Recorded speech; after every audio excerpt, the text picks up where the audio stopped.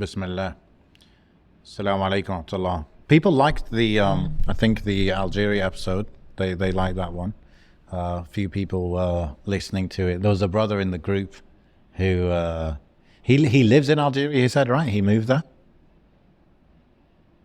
You put me on the spot now. Well, from my memory, He's I think he thinking was about it, saying, I think. okay. But yeah, he was saying that he couldn't find anywhere to rent because all the real estate agents spoke only French. I couldn't get my head through that, bro. Like, no one in Algeria doesn't know Arabic. Like, what's going on? I think it was there wasn't actually any like established real estate agents. And some places are like that. In the whole city, but he's in the capital, bro. Oh, I don't remember now. It was a few days ago we spoke, didn't we?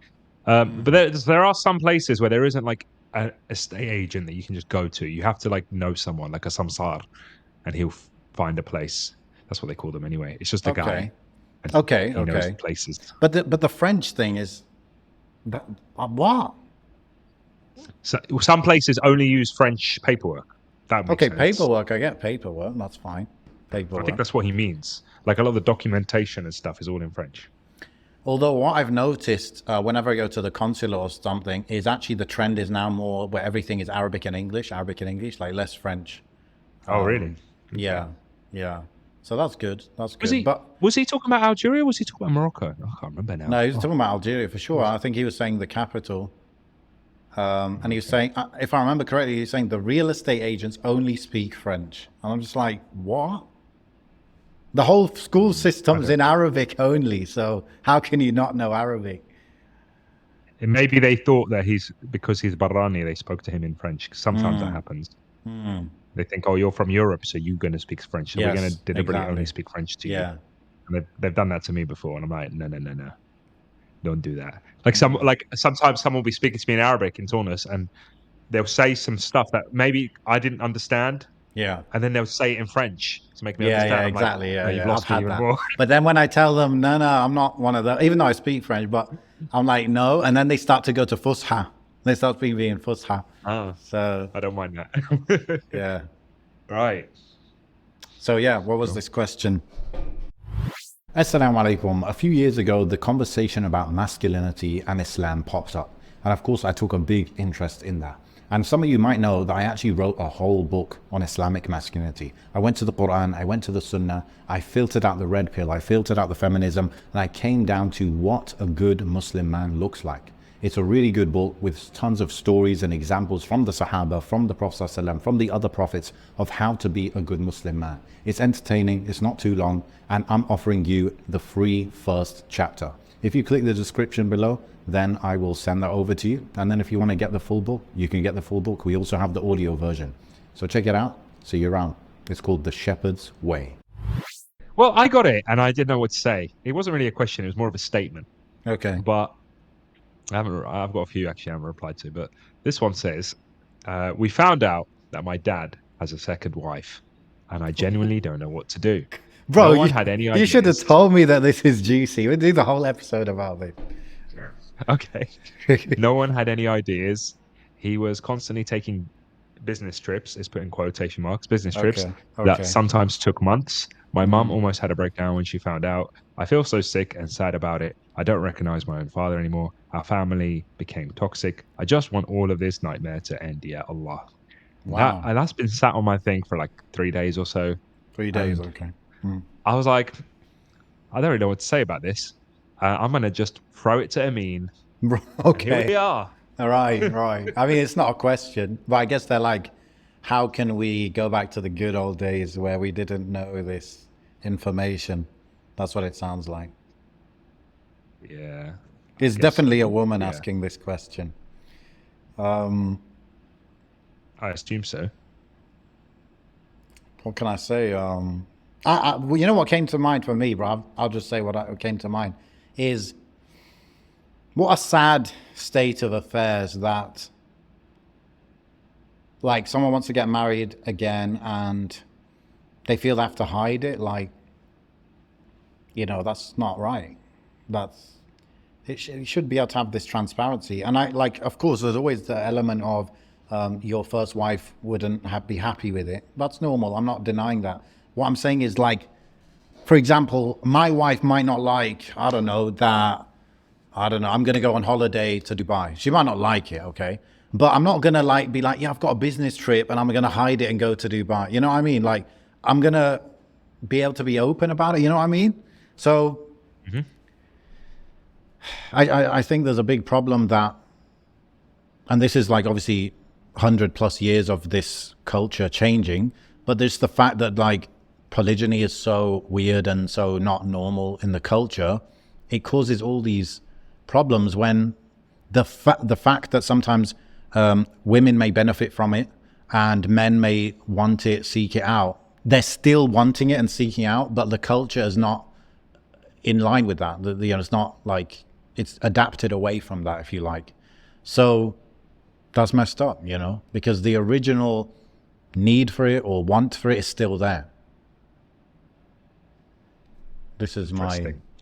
So this one clearly, from what I'm getting from the question, is that it's probably abroad, business trips maybe. So it's probably another family abroad. Yes. And also it's coming from a perspective of not the wife, but from the child.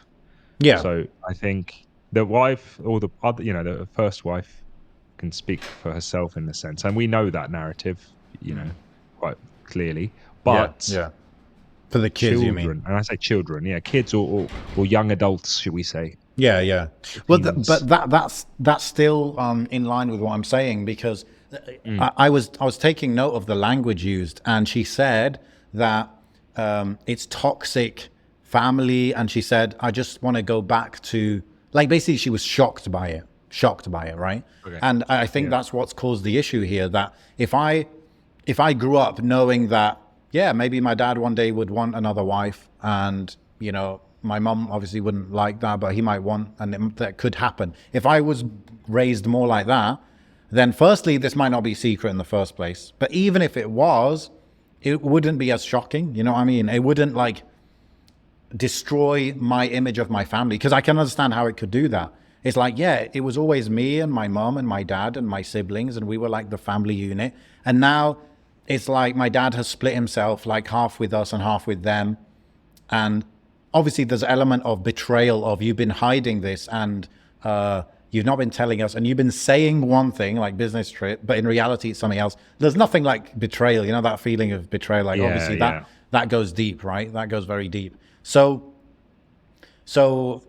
part of it is that betrayal element, no doubt. And part of it is, it's just not normal. And so obviously you're not going to take it well, right? It's like, this is a weird, why did this come to my mind? It's like, imagine you're, somebody, okay, not me or you, somebody, their dad one day comes and says, yeah, I'm going to become a trans.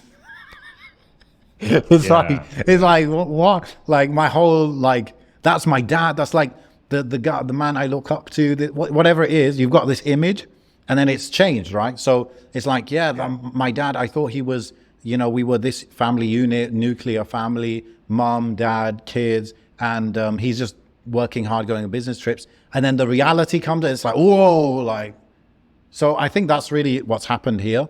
And I know, like, some people would take the angle of, oh, well, this is the problem of, I don't know, polygyny, or this is the problem of modern men and how they use polygyny. And I don't think that. I think it's the shock, and I think it's the betrayal element that is 80% of what's going on here. I'm curious to see culturally, like what culture this person's from, and if it's prevalent in their culture. Because some cultures, it just doesn't really exist. Like I speak, most probably, I know in some, some, I'll be honest, some like Algerian cultures I've seen it prevalent, but like in Tunisia, it's almost non-existent. Like I've never heard anyone in this day and age, or culturally in my family, and my extended family, the last I've heard of it was like maybe my great granddad, and it was normal then. But after the French left and all of that kind of stuff, even though you'd think that, I suppose with colonization, a lot of that stuff kind of gets weeded out, doesn't it? I mean, it'd be interesting because it's more like the cultures where it is normal, more normal. are the exception, and those are basically West Africa, I think East Africa as well. So like Somalia is quite common, Indonesia is quite common, and to an extent in the Khalij, it's Yeah. common amongst some people. So anywhere other than these that I've mentioned, it's pretty much very weird and very not done and stuff. I think in Sham used to happen more, but yeah, like my friend, he married a second wife, and his mom like was mad with him. She stopped talking to him, and all of this. Right. Yeah. So, and he's like from Sham, Yani. So, yeah, basically the norm is that it's not really done. It's like, yeah, it's like it's in the Quran and it's in the Islam, it's allowed, but like it's not a real thing. But yeah, there are some cultures where it's normal, but that's not, I guess, where we're from. Like basically in the UK, what do you have? You have a lot of South Asians where it's not very normal, and then you have a lot of let's say like Arabs. Like there's a lot of Yemenis, for example, Iraqis, and then there's quite a few Algerians and stuff in the UK. And none of these cultures like have it normally. Maybe Yemen is the closest. Yeah. So you have a lot of Somalis as well in the UK. So yeah, there is definitely like I don't want to say a resurgence. Maybe it is a resurgence, or maybe because we're just older that we're seeing it more on social media being discussed, but also being explored in terms of a topic. I mean, this episode or this question contributes to that. This whole it does. content Yeah, we're talking about yeah, recording now, it contributes to that yeah. zeitgeist. But I would be interested to see if it is like a practicing Aki social media phenomenon, or if it really is something that grows within a diaspora in the UK or in the US, etc. Is it something growing? Like I don't know Yeah, anyone we don't know if it's like growing or closely. not.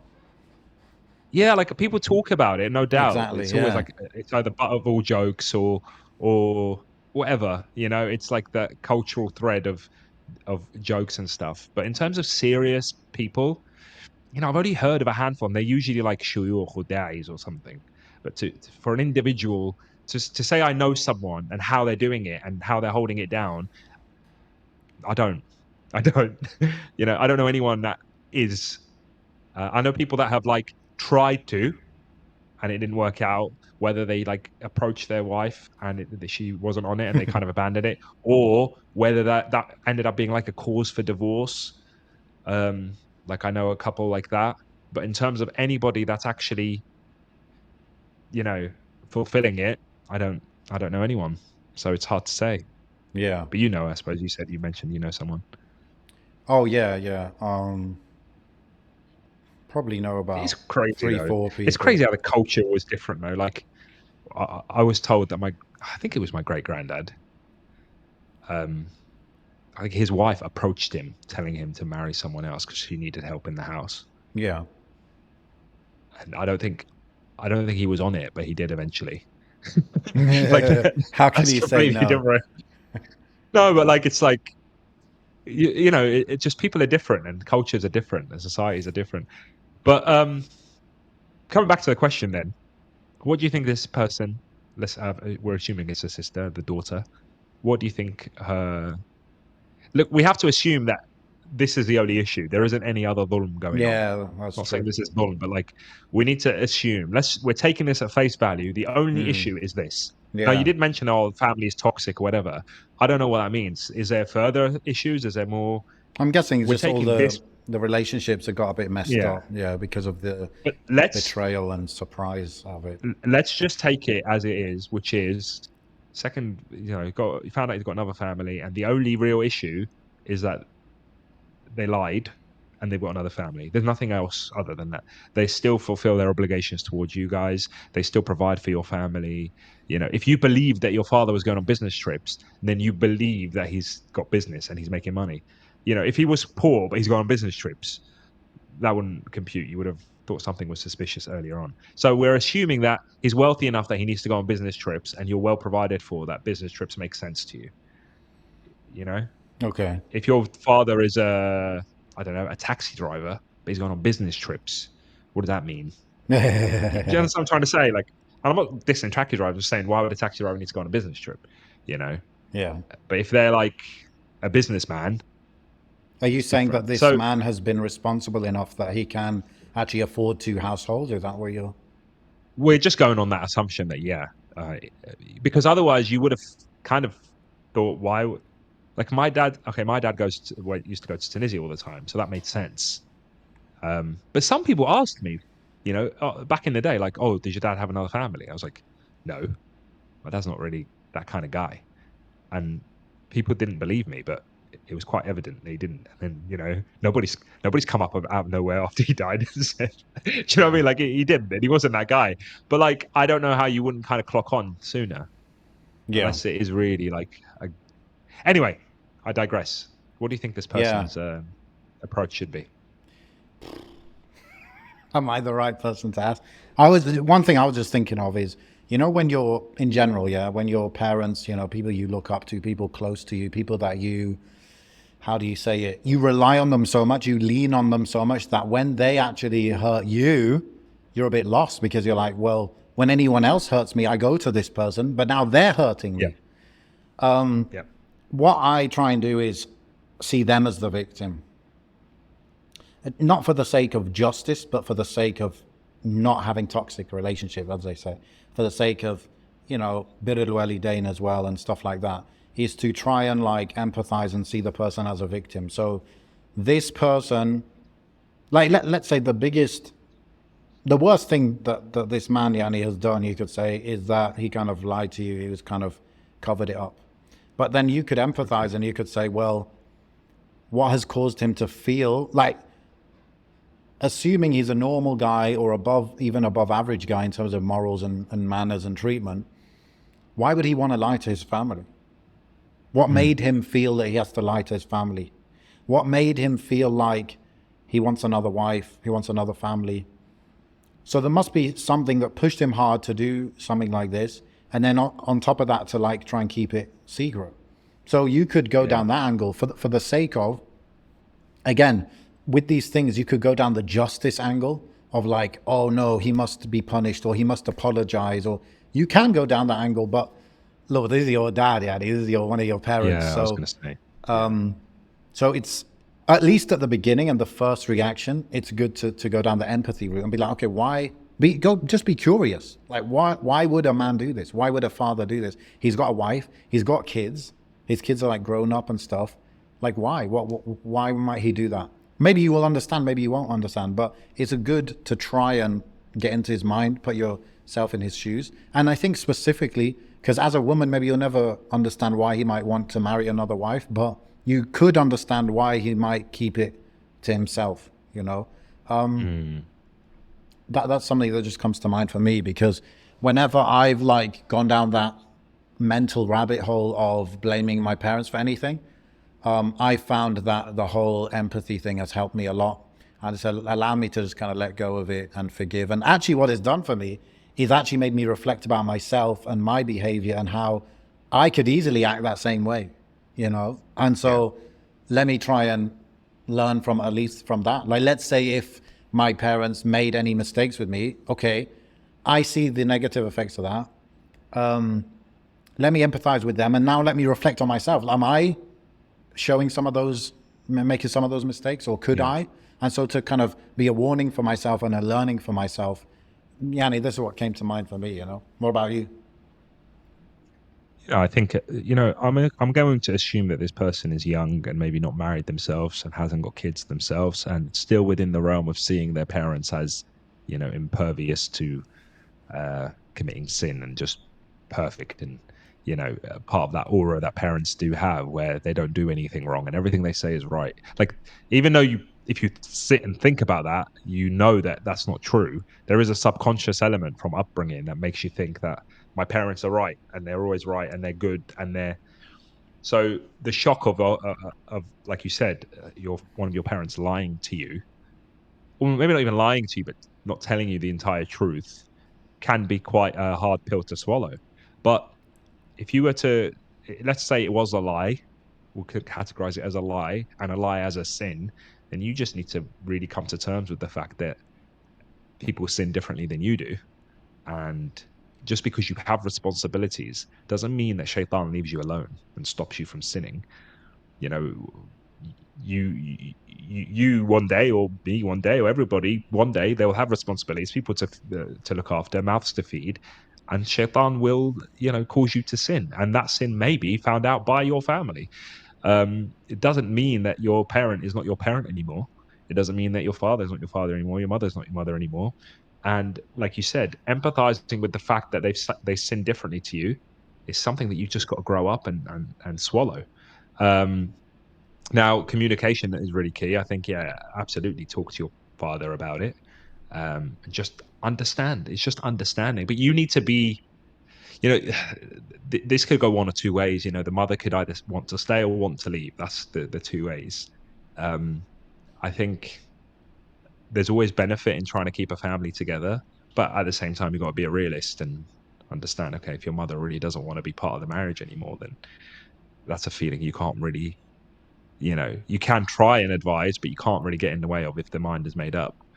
But I just think, ultimately you've just got to assess your father on his merits and see, don't start looking at the bad and only looking through your relationship with your father now with like dirt tinted glasses because you Yeah. found this out, because that's what can happen. It's like, well, he was never Yeah. good anyway.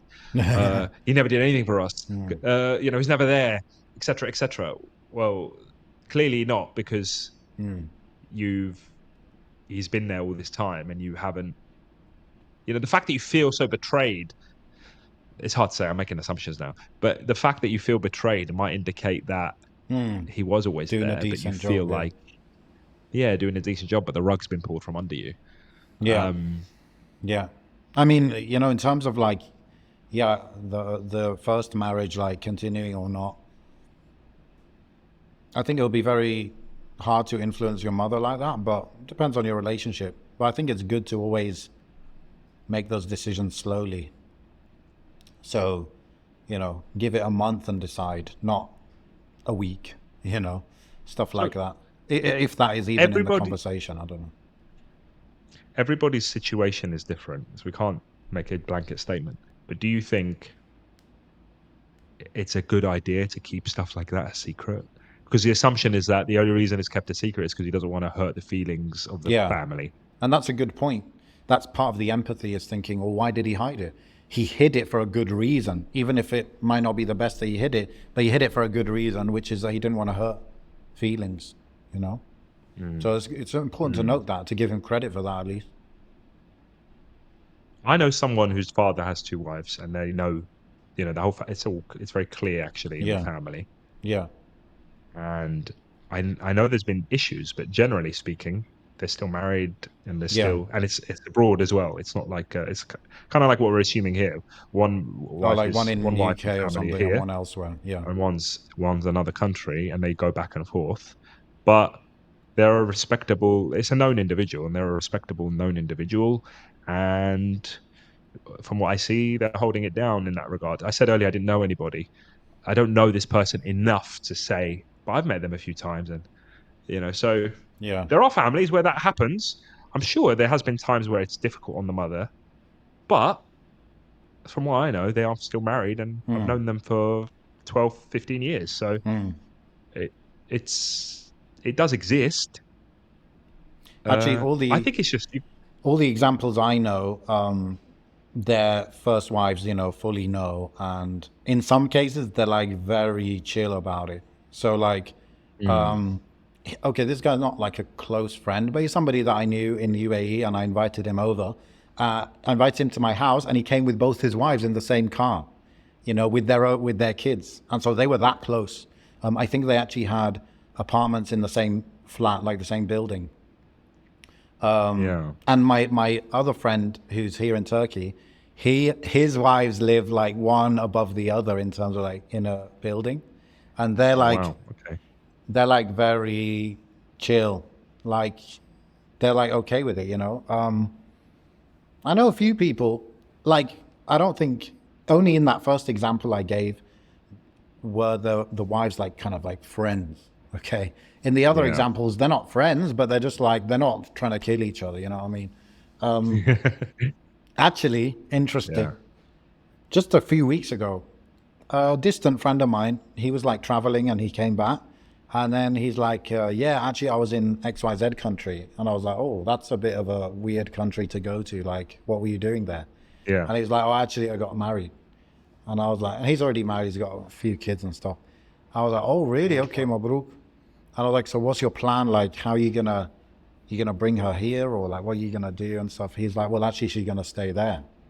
So she's gonna, like, he's like, that's the arrangement we have, Yanni, where she's gonna stay there, Yeah. and I'm just gonna visit her whenever I can and stuff. And then later he messaged me. He's like, oh yeah, by the way, just keep this between us and stuff. So I don't know if his first wife knows, but Oh no. you know, a lot of people, they You look, live bro. like that. If you live, yeah, I'll get to that point actually. But you know, this whole soulmate concept and the whole Hollywood and the romanticization of marriage more than it has to be is right, yeah. causes issues for this, because some people, they can't conceive, okay, that a woman in XYZ country, I don't want to say which one, but a woman in XYZ country would actually really value marrying somebody who's going to provide for her and give her that financial stability, give her someone where she could say, yes, I'm married and so is my husband, and he comes and visits every now and then. Maybe give her the ability to have kids. I have no idea what her situation is, but you could imagine that Yeah. there are plenty of women who would really appreciate that, rather than being, let's say, not married at all, or married to somebody who maybe the financial situation will be very bad, very dire. So there are plenty of women that would be completely up for that. But some people can't conceive of that. They can't conceive that marriage could be more of more transactional. But sometimes it is transactional. Sometimes that's the way it goes. So that's the reality, man. And this is the reality in the past. And yes, there are plenty of people for which it still works like that. You could say that's sad, that's not romantic, that's not this and that. The Prophet ﷺ wasn't like that with Aisha, but sometimes this is what is in the general benefit for people, depending on their situation. It's just that you're privileged enough to be picky with these things. Someone asked me actually, because I've just scrolled down to Curious Cat, and I remember someone asked me 2 weeks ago, because I read somewhere that most men don't marry their true love, but the women who was convenient for them. Now I'm sad because I have a soft spot for romance. How true is it? And then I replied, sounds like Hollywood garbage, if I'm being honest with you. I just, because I don't, because there's no, I mean, whether you want to say there is such thing or not, you won't know until you marry them. Really. I don't think there's, you can't love someone before you marry them. Love comes afterwards, and it should come afterwards. I get it. Some people are like infatuated with each other before getting married. Fair enough. But everyone's got like a very subjective view of what love is. And I think love is built upon years and years and years of being together. That's what, my love for my wife is not the same. And I would never think it's the same as someone who's just like about to get married to someone. No, mate. Yeah. Like, you haven't got a clue what you're talking about. Yeah. You don't know. Yeah, I guess love is going through things together. different levels. That's Yeah, there's desire, there's infatuation, there's obsession, there's addiction, there's love, there's all these different things. And sometimes they get intertwined. Subjective. It's so subjective that, like, when you take what Hollywood says about true love and soulmates and all this stuff, nah, don't let them define that for you. Just carry on. You know, make your own decisions about what you consider love is, and make that decision, with your partner. But it's a bit weird. Bro, the beautiful example of, like, you could say true love, or like kind of love for the sake of Allah, is where it was he would say Omar, his son, he was married to, was it Atiqa that he got married to? Anyway, he was married to a woman. He was very obsessed with her.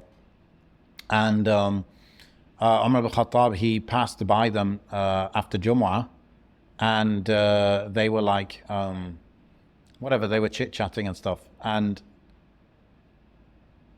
man, I'm forgetting the full details. But anyway, his son had missed Salatul Jumu'ah because he was like so obsessed with his wife, and he was like talking to his wife, and he missed it. So his dad told him, he said, you got to divorce this woman. She has distracted you from Allah. She's distracting Yeah. you from Allah to the point where you miss Jumu'ah. And he did divorce her. He did divorce Wow. her. However, he took her back afterwards, okay, and then never again did they have that issue, and they didn't get distracted anymore like that.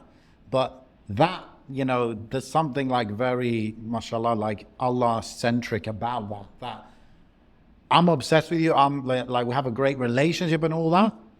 But in the end, like you have to bring me closer to Allah, not further, and that's, that love for the sake of Allah is that kind of thing, or another version of love for the sake of Allah is like where alhamdulillah, I feel this a lot.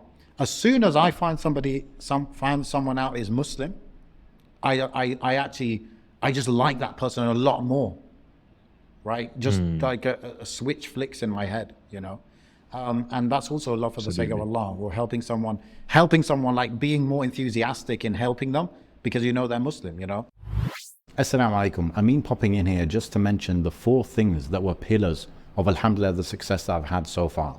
One is coaching and mentorship. That's having people who are a little bit ahead of me in life guide me and make me really question the next moves I'm doing and whether I'm truly committed to my actions. Number 2 is accountability. Having somebody check in on me and make sure that I'm doing what I said I would do every week. The third thing is brotherhood and good support. They say that you are the average of the 5 people that you surround yourself with. So having good people around you. And number 4 is purely having that drive, that hunger, that mindset of driving myself forward and becoming above average, making sure that my ambitions and my reality and my work rate are in line with each other. And these are the 4 things that I've combined in my Muslim men's community, the front row. If that sounds interesting to you, if you're looking to crush your goals this year and really become that average and really become that above average person, then click in the link in the description and you can join the waitlist to find out when it opens next. See you around. So this is, I don't know how we got onto this from the polygyny thing, but yeah, but it all makes sense because it's part of the relationship between husband and wife, and this is a way for this individual to assess the relationship between their father and their mother. Yeah. Oh, yeah, that was it, because we're talking about the whole Hollywood version of marriage. Yeah, and you've got to like your servitude to your wife is also a servitude towards Allah subhanahu wa ta'ala, and you should see everything that you do for your wife as a act of charity that you're also doing with the intention of reward from Allah subhanahu wa ta'ala. And same with the wife, Yeah. my wife might want something. We'd be in like, how often does it happen as a husband? You're in the store and your wife might want something and you're thinking, I can't really get that now. And then you just change your mind because for the sake of Allah, you want to make her happy, but also you want reward from Allah subhanahu wa ta'ala, and vice versa. Like, act of service that your wife does for you, she might be too tired to do it. But then suddenly she changed her mind. And because she thinks, I want to please Allah and I want to please my husband, and it's all for the sake of Allah. Yeah. And that is also something that is performed in front of children. And children should be able to see those acts of service and that goodness towards each other. And I will invite this person to look back onto their parents and not throw away, like I said, any goodness that has existed before. Because it's no secret that, the Prophet ﷺ in a narration that I can paraphrase, spoke about, the women of hellfire and how they maybe disregard every goodness a man has through one negative trait and say there was never any good came from my husband, or never any good came from this man. And we all have, it's not just something exclusive to women. Like, we all do that to a certain extent. We can fall into that. It's like one bad thing happens. Well, there's no goodness in this person. How could they do that to me? Confirmation bias. You start looking through the past with those glasses of, he's a bad guy, she's a bad woman. Absolutely. I'd always try, like, there's one thing, if this truly is the only major issue that's come up, then I invite you to kind of retrace your steps and communicate with your father and try and see the goodness still. However, if this is like a long line of betrayal and abuse, that's something else. If this isn't, there's one thing, your father keeping this a secret, but still doing something halal, which is marrying another woman. It's another thing of like, your father has this long list of sins that harms the family, alcoholism and physical violence and abuse and God knows what else. And then on top of this, you found this out. Like, that's something else. Well, in that case, this would be like light work. Well, this is, what I'm saying is like it could always be so much worse. Yeah, yeah, So yeah, yeah. you should count your blessings if this is Yeah. all you're kind of dealing with. And I'm I not guess trying it's to just, detract from that. yeah, it's just disorientating, I suppose, because in a way, Mm, she might be imagining now that her parents' relationship is changed now forever in a way, and her relationship with her mom and her dad probably is going to change now, and so yeah. you're basically it's like a new phase in your life. I can imagine how that could feel. It's a little bit like when my mom died or your dad died, Allah yarhamhuma, like it's a new phase in your life, if you like. It's like life without my dad now. It's like a Yeah. new era that I have to kind of get used to. Like I have to navigate this kind of thing. Welcome to the dunya, though. Like, I'm trying to think of the closest thing I might have experienced, but maybe like when I first met my half sister. But I always knew I had a half sister. It's just when I first met her, the position I played in my dad's life kind of changed for me. Felt like, oh, I'm not the oldest anymore. I'm like, it was a bit odd, and I had to adapt. But it's Yeah, obviously nowhere near the yeah. the But disorientation that's that the you'll point. get Like from you had to this. adapt, and then once you adapt, like there is light at the end, yani, and stuff. This is what families are all about. Like these things happen, some more than others. Yeah, Some more than others. Like, I yeah, was speaking to my wife about this yesterday. I was like, your family are like way more animated and have way more stories than mine. We kind of just mosey yeah. on along. Whilst every week with my wife, there's some new like Right. story to tell, right? Yeah, yeah. So like some do have a bit more. I Hmm. think it's the case with bigger families and stuff. So Hmm. I'd be interested to see what the rest of the family advise this sister, uncles and aunties. And, is it like everybody's against him now, or did people kind of know and not? I don't know. That's another layer to Hmm. the onion, you Yeah, know? yeah. I was thinking actually it might be like when a mother, when a woman, her son gets married. It might be kind of that feeling like not lost my son, but I've lost part of my son kind of thing. It Mm. could be, what's the word? Analogous to that. So I'm just okay. So it's just a wife. There's no like kids or anything, as far as I'm aware. Because that's also another element. But you know what? Sometimes kids is actually makes it easier because you will then identify with that child who might not have known as well. It's like a double secret both ways. Do you know what I mean? Like you might be like jealous of the child, but then you'll think, well, it's not their fault. How is that their fault? And that will lead you to empathize with that child and form a bond that is a very peculiar bond, but it is a bond. And I've seen that actually from some stories. Um, where it's like the kids bond over the fact that there is this Hmm. new, not, I don't want to say enemy, but like, that theory New of like dynamic at least. becoming an enemy to everyone. Uh, And that unifies people. So the father becomes the enemy to both families because of this deceit, but that actually ends up being a unifier. yeah. Look, it's hard to advise, isn't it? I think at the end of the day, it's your father. I think And we said a lot of good, interesting things. Maybe not um, the be all and end all of the advice that could be given, but from the yeah, position that we're in, I think all those things are good to explore. The whole empathy element, and there could be worse, and a lot of different things. And like, if this is the only bad thing, like it's not yeah, that bad. I mean, it's okay. Lying, if it was lying, because yeah, like you said, there's a difference between lying and just not telling the full truth.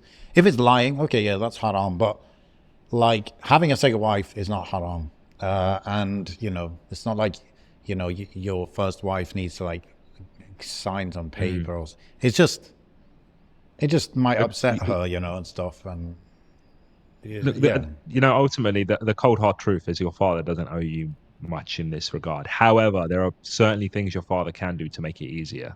And this yeah, goes for all men. There are lots of things a father can do to make, like, if this happened. Oh, what just happened? Oh, sorry. There's a lot of things a father can do to make it easier, which is now maybe apologizing for lying, even though if they don't, it's not the end of the world. But maybe make like sincerely apologizing for lying and yeah. That would be explaining like why a they good thing did. to do. Yeah, yeah, that would be a great thing to do, and that would facilitate a sincere conversation, Yes. and just being open and honest from this point onwards, and just being like, well, Yeah. this is why I lied, because I was worried, because of this and because of that, Yes. and this is who they are, and this is what's going on, and give them time to take it all in. Yeah. I can't speak for that relationship between a husband and wife, though. Like the first wife, that's something beyond my scope of advice, I'm afraid. Mm. I don't want to say anything about that. I think that should be left to people of knowledge, really, because a marriage is such a fundamental institution that requires real expertise to advise on. And I'm not going to go down that road of saying something from a position of authority. I can advise children and kids and sons and daughters because we're all that. Beyond that, I don't think it's our place to say, or my place to say, at least. Mm. You know, Yeah. you don't want to say something and then this listener or any listener in this situation goes and like tries to advise the wife, oh, you should divorce, or oh, you should do this, or you should do that. Yeah, I don't want to yeah. be that I'm not guy. getting into that, yeah. You know. But this, You know. maybe, I don't know if this has been discussed enough already, but just like polygyny is an important solution, but it's just one that a lot of people don't want to swallow. Like maybe I know it's not as taboo, or this other thing is not as taboo, but like, how do you say it? Adopting orphans. It's something that's like really needed, but like just a lot of people don't want to do it. So it's like on a society level, it would be great if everyone adopts orphans and orphans are all taken care of. They all have a home and a family kind of thing. But Right. in reality, like now you specifically, will you adopt someone? It's like, oh no, not me. I've Yeah. got these circumstances that don't allow me. It's the same with polygyny. It's like for society, for each woman to have a husband and especially to have a good, decent husband that she's happy with, we probably need polygyny. And in some societies more than others, we probably need that. Now, the current culture in a lot of the parts of the world, it's just completely shut off from that. And now even some or a lot maybe of practicing Muslim women would agree to that. But then on an individual level, they're like, yeah, but not my husband, you know? So it's a tough one. It's a tough one. Even a lot of men wouldn't be up for the responsibility either. But I think we just at least need But to. that's, I think, yeah, exactly. I think people need to know themselves, and I think people need to be realistic and not just like, it's not a joke. Like some guys talk about it as if it's before they're even married. They're like, "That's what I want in life." Like, well, you don't even know what a marriage entails. You haven't been married before. You're just talking out of like, you know. But I recognize, and I've come to an age where I recognize that a lot of guys are different. When I first kind of met people that spoke about this, I was very like taken aback, and it was very new to me, and it's not something that ever crossed my mind or like that it actually happens. You know, it was so new to me. I thought it was really something in the past, and now and then like I had a bit of an aversion to anyone talking about that kind of stuff because I was like, oh, that doesn't sound right to me or whatever. And now I'm obviously older and wiser. It's something that I like. I can respect if someone wants to do that, and fair enough. I just advise people to just be honest with themselves and honest with the people around them. I think that minimizes any societal ills and any because people get emotional and do things that they can't necessarily always control, you know, and that's like يفضحوا في بعضهم, you know, they put each other on blast or expose each other, especially in the social media kind of era. You know, we see that recently with like even like somebody asking someone proposing to someone. Imagine a brother proposes to a potential second wife. She's not on it. She finds out he's married and just blasts him all over the internet, and it becomes a big fitna. You know, like Yeah. that's I've seen that, bro. I've seen that Typical. happening. You know, it wasn't that long ago. There was something like that a few weeks ago. Some big fitna like that. Someone wanted to marry someone as a second wife or something like that, and it was all like this big chaos on social media. So, well, you've got to be mature and you've got to speak to people that are mature and you've just got to be, it's a big deal.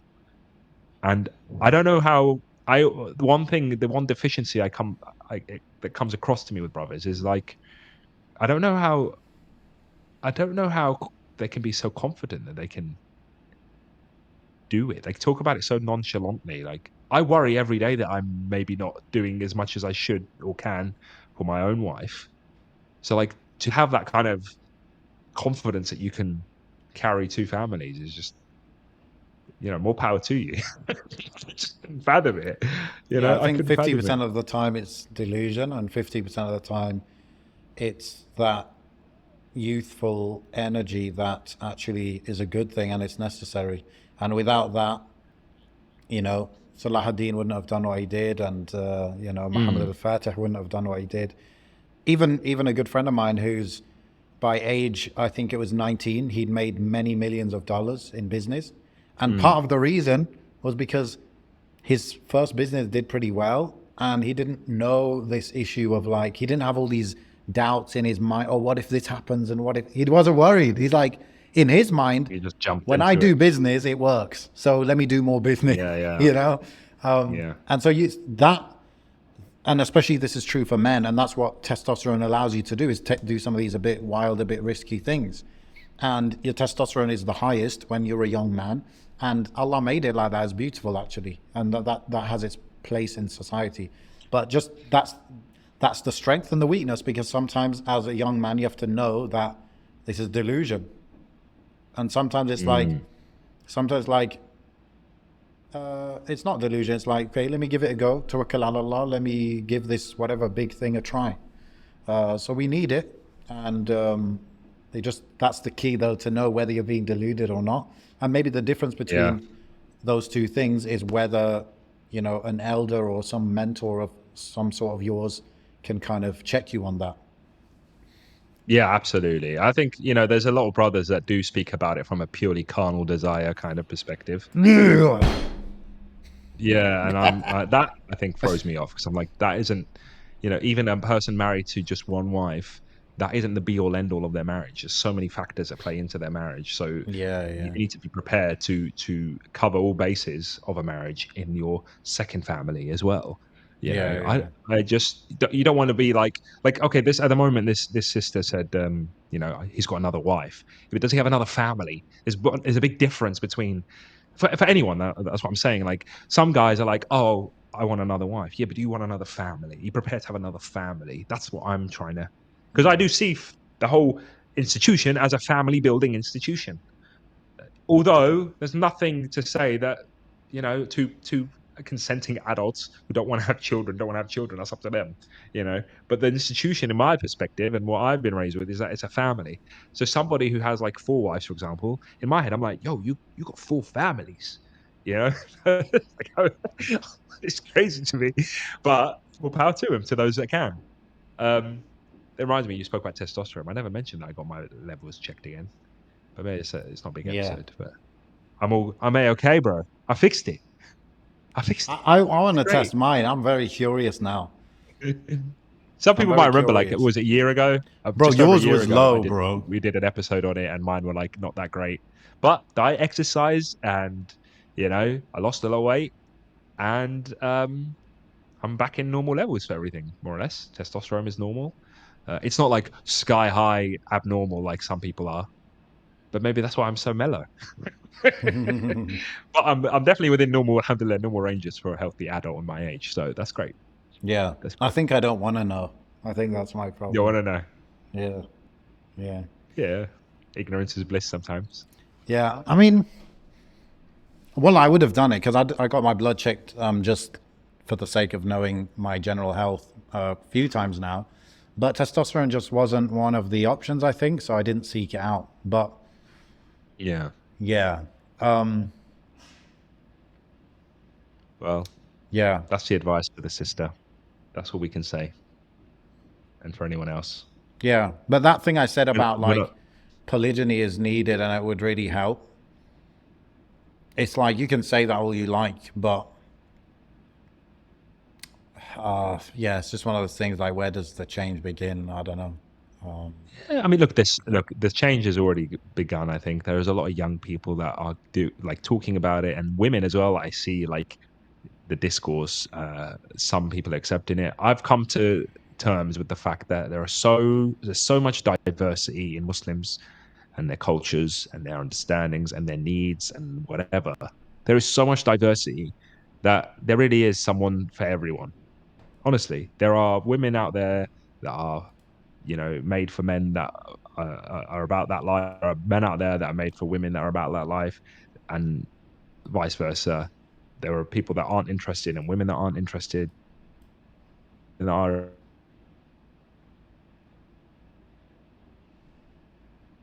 Indonesia or Malaysia, I can't remember, of like a woman that tried to force her husband to marry her friend and stuff. Like there are people out there for everyone. There's all sorts of colors in the rainbow. It's fine. If you find someone that isn't for you or wants to get married one day to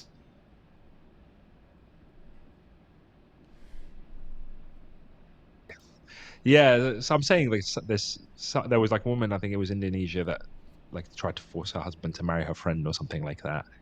What I was trying to say is that there's all different colors in the rainbow. There's all sorts of variations of people and what they want and what they, what they see in marriage and cultures and whatever.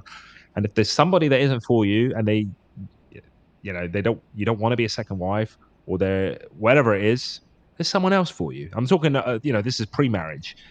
There's some brothers that make it clear one day. I mean, that's a conversation that comes up in marriage talks, isn't it? Would you ever marry a second wife? That always comes up. And I think people just need to be open and honest. What would you People just say? need to be open and honest. Like, let's say I've you were never been having. interested. Yeah, If it let's was say me, you're. Yeah, let's say I'm sure I was you were getting asked. married. Oh, you were asked. Okay. I'm sure it must have come up in conversation. And I just said no because it's the honest truth. And I still don't. But what if he I just, changed your it's, mind? that's a different story. But I haven't, 8 Yeah. years later, and I just never changed my mind. And it's just not, Yeah. because to me, it is, it's very foreign and alien for me and my family. And it's just not something that, I know, I'm just not interested. I really am not. It doesn't, like, I already feel like I've said this to my wife before, but I already feel like I've got 3 families. I've got here, my family here, I've got my mum and my sisters, and I've got what's going on in Tunisia. Like, I already feel very torn. And across that, I'm already torn between different countries, like Algeria, Morocco, Tunisia. Like, I'm busy already. Like, I'm already trying to fight fires and stuff already, and that keeps me busy. And alhamdulillah, my relationship with my wife isn't one where I feel like some other brothers I've spoken to, unfortunately, who are dissatisfied and they feel like that's another thing that annoys me, actually. I'll be honest. What annoys me is like, oh, I want a second wife because I'm dissatisfied with my first. If you're dissatisfied and the relationship is breaking down, marrying someone else, I don't think is a solution to fixing your first marriage. I think you either fix that or go your separate ways. But what if you want to But like? What if there's just like 1, 2 elements that you're not getting from your initial marriage, and if you could get those things fulfilled from a second marriage, then you wouldn't have to divorce and like break that family. that's not what that is a different situation to the one I'm describing. I think I've spoken Okay. to brothers who are like so dissatisfied, but they think they're doing a favor by keeping that wife, even though she's also fed up, and then marrying. Okay. I If don't she's know fed up what. as well, it's a bit different. Yeah. Yeah, like there's argumentation and there's beef and there's this and that, and Right. it's just not working out. But instead of like just amicably going your separate ways, you feel like you're doing them a favor by keeping them. A, maybe because of the kids. B, maybe because you feel like they're not going to marry anyone else if after you, because there's a stigma towards divorcees. So, or also there's the third option, which is like you're keeping them for your own self, interests, the servitude and Maybe you favors just they feel wouldn't from want you. And to. Maybe you feel guilty of divorcing someone or not seeing your kids as much. So it's like to avoid the guilt, I'll just marry another yeah, wife, and then technically I wouldn't I have mean, divorced anyone. yeah, I mean, Something like people that. get married, people divorce and get married again all the time. So if that's your reason, I think you should just get divorced and married again. There's nothing wrong with that. It's not like a taboo in that regard. Now, yes, it is difficult for children, and I'd always like I'm of the opinion that like you need to stick it out for your kids. Like that's kind of like Yeah. the culture I was Bro, raised that in. would be so hard to get divorced, but then you would have to make so much effort to see your kids regularly. That would be tricky, man. And then especially if you get married again and have other kids, then yeah, that's gonna occupy you to try and I give your do, kids their rights yeah. and stuff. Yeah. I have come to terms with the fact that a lot of men are different to me and different to each other. I was very one track minded when I was younger and thinking, how can you say that? Or how can you talk like that? And I've just come to terms with the fact that men are different. And I'm happy with who I am and I'm happy with the way everyone else is. And you have to come to terms with that. Like, I don't feel some sort of inferiority complex with other men, like I'm competing, like on a big testosterone competition because they want multiple wives and I'm not really interested. Because I've had that kind of aura from people before. It's like, well, how can you not?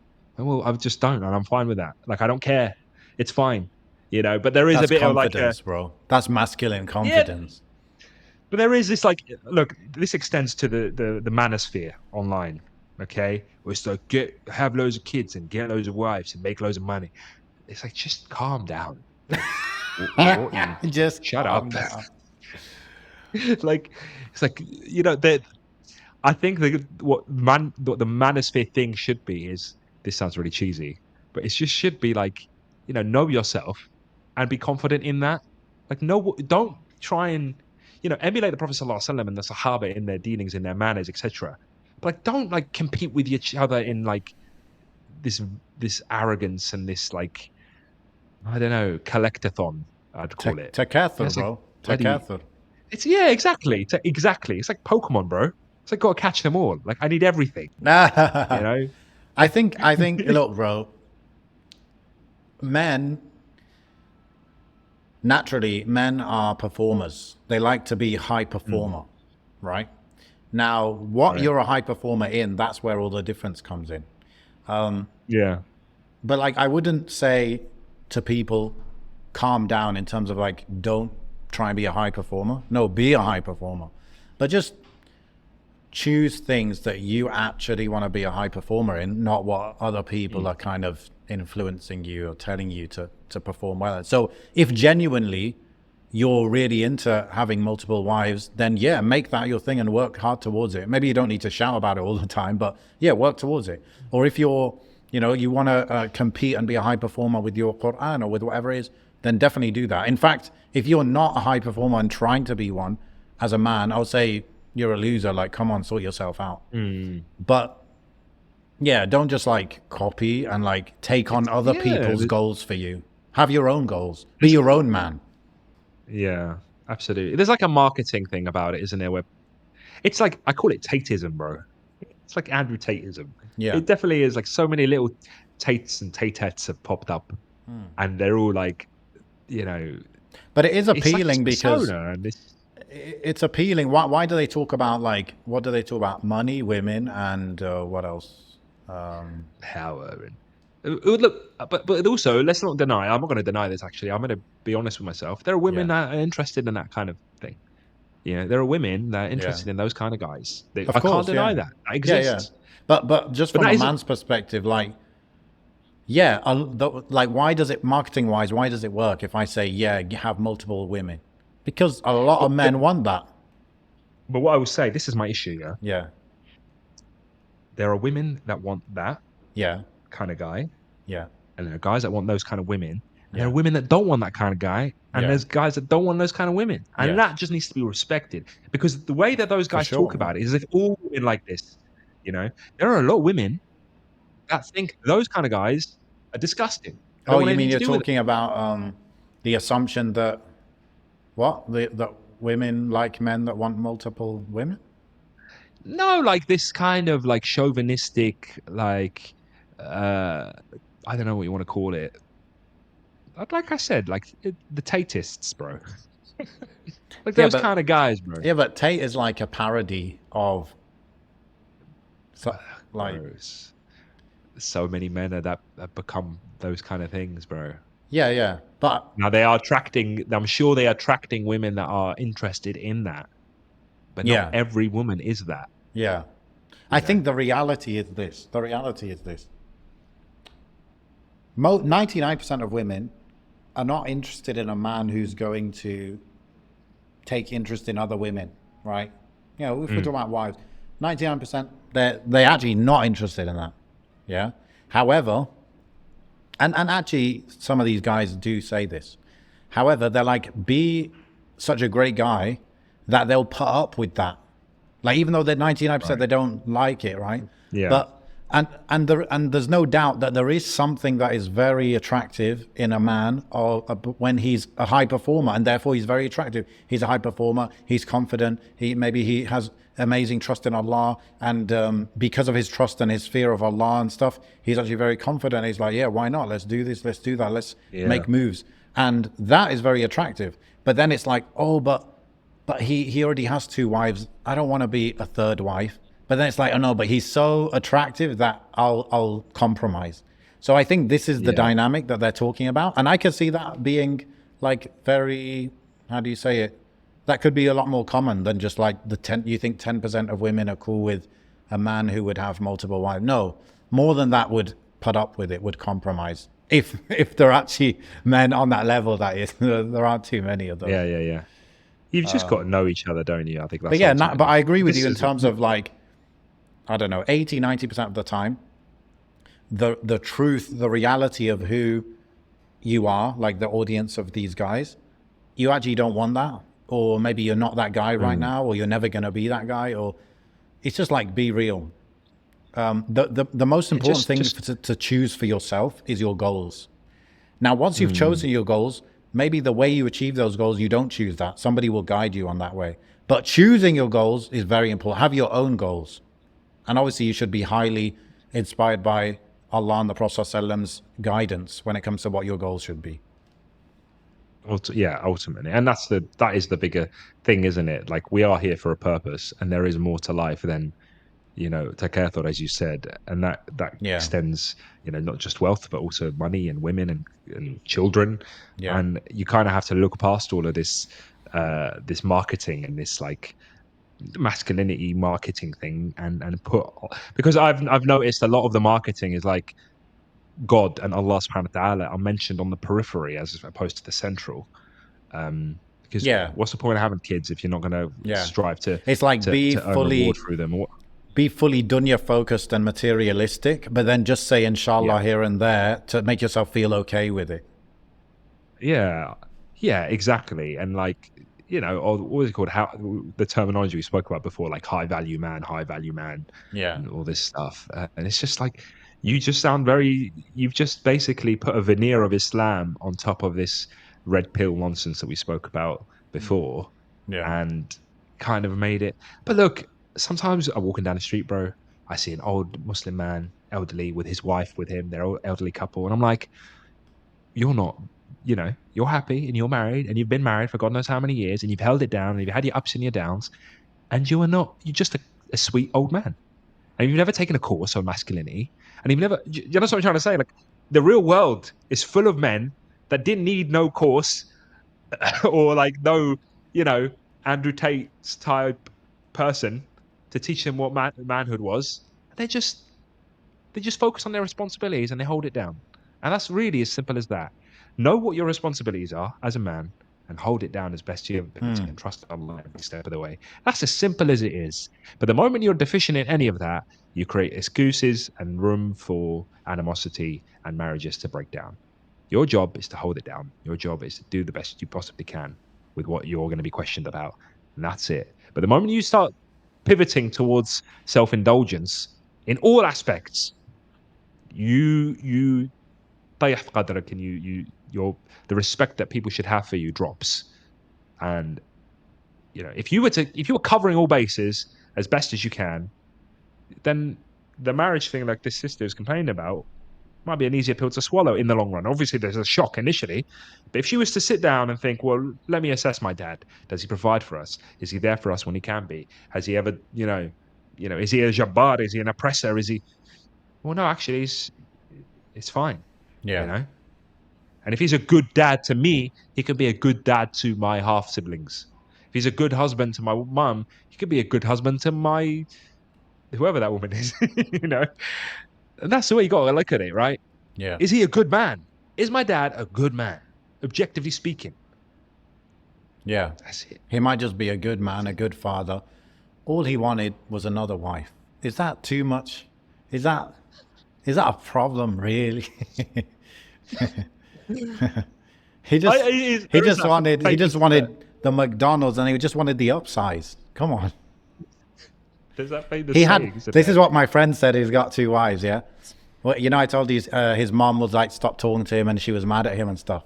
He said, I told her, why are you interpreting this as my first wife is no good and this and that? He said, Right. actually, my experience was so amazing with my first marriage that I wanted another one of those experiences.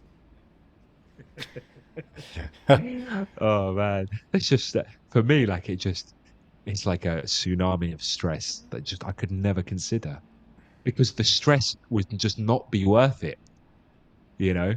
But I was going to say that famous saying of like some women say all the good men are either gay or married. Have you seen that before? It's like a famous saying. Sure, yeah. It wouldn't be a problem though, would it? With polygyny, Well, but this is wouldn't the be a serious problem. point that I was mentioning, is that Yeah. there is a group of sisters who are not married and they're not getting married, and this number is growing every year. It's growing, and I'm not. And this is an issue in Algeria, for example. I know it's Algeria. It's a problem in many countries, not just like if we're talking about the West or whatever.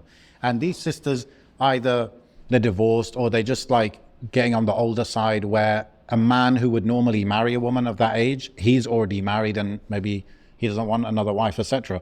So does this growing group of women, like, do they not deserve to have a family? Do they not deserve to have a husband? Do they not deserve to have the chance to have kids? Yes. So that's where we open the door to allow a man to, when I say allow, I mean societally, culturally, we allow him to marry one of these sisters as a second wife, as a third wife, as long as he can provide her rights and stuff. We allow that so that instead of like, it's kind of like the whole capitalism thing where people say, oh, it's like the rich get richer and the poor get poorer, right? So it's like the women who are married, they enjoy the good husbands, and then the women who are not married, they can't get married, or they marry the men that no one really wanted to marry.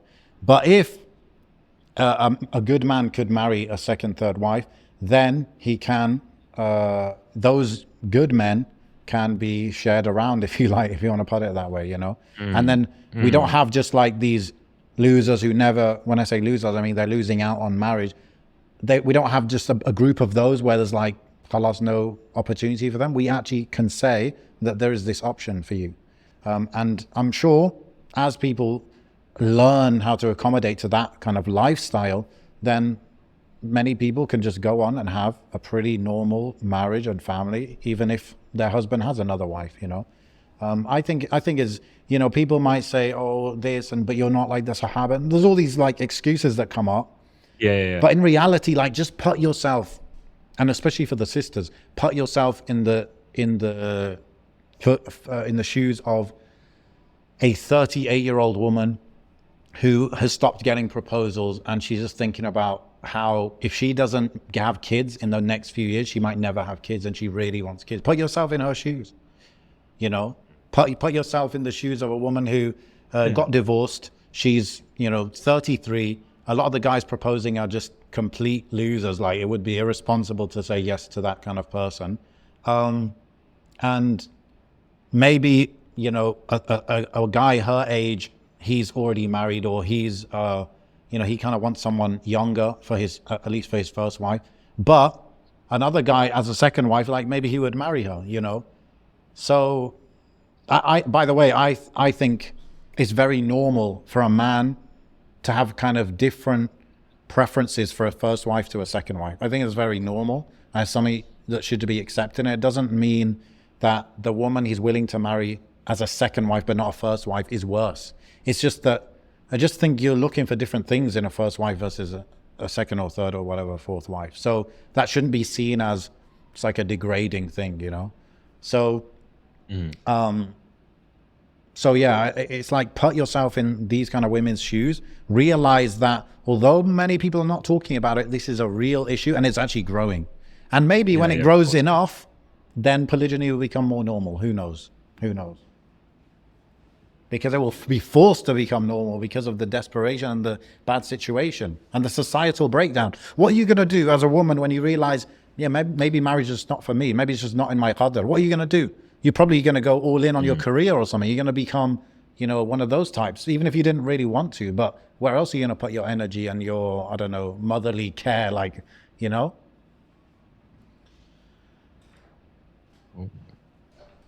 Nasallallahu al-afiyah.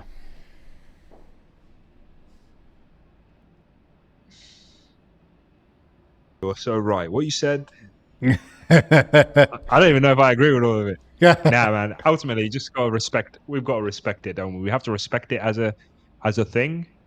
You know, polygyny, both sides. I've come across some women that will just like flat out like, no, not for me. I don't care. I don't agree. Blah blah blah. You're bordering some very dangerous territory as a Muslim by stating certain opinions on something that is legislated.